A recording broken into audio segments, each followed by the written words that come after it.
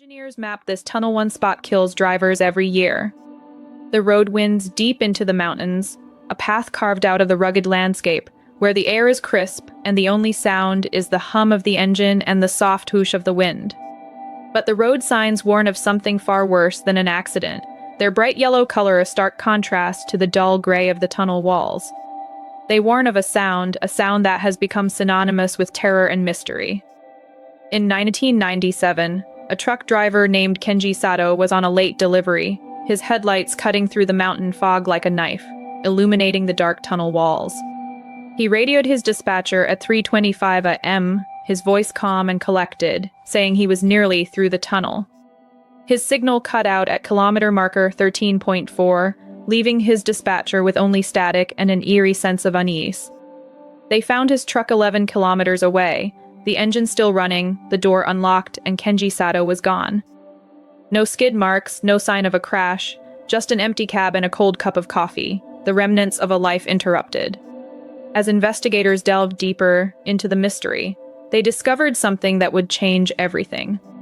His dashcam was still recording, capturing the final seconds of footage that would haunt their dreams. The video shows nothing but dark tunnel walls, the sound of the engine humming in the background, and then a clear sound cuts through the noise. It is the sound of a child laughing, high-pitched and playful, a sound that sends shivers down the spine. The louder grows louder for 3 seconds, and then the video cuts to static, leaving behind a sense of unease and wonder. That was the first documented case, but it was not the last.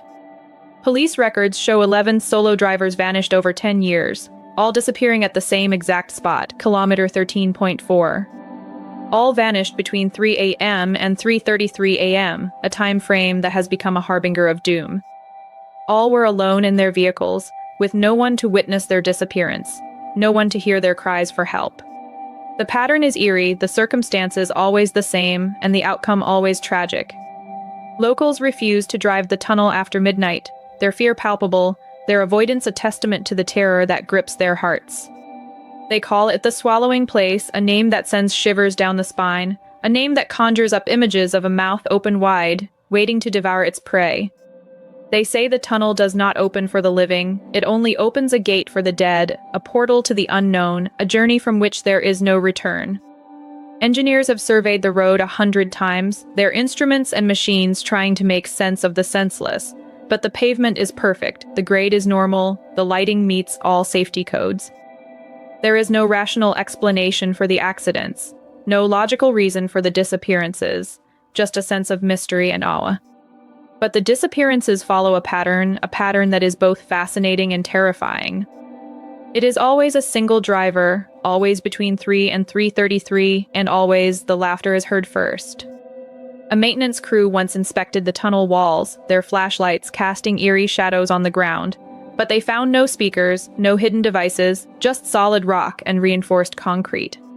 Yet the sound persists, a sound that has become a legend, a sound that has become a part of the tunnel's folklore.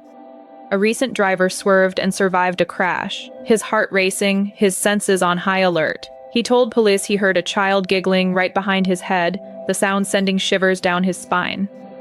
He turned to look, but the back seat was empty, the silence a stark contrast to the sound that had just filled his ears. When he faced forward again, a small handprint was on the inside of his windshield, the handprint of a child, a reminder that he was not alone, a reminder that something was watching him. The tunnel remains a mystery, a place where the living are not welcome, a place where the dead roam free. The sound of the child's laughter continues to haunt the tunnel, a sound that is both fascinating and terrifying. Would you drive through it alone, with only your thoughts to keep you company?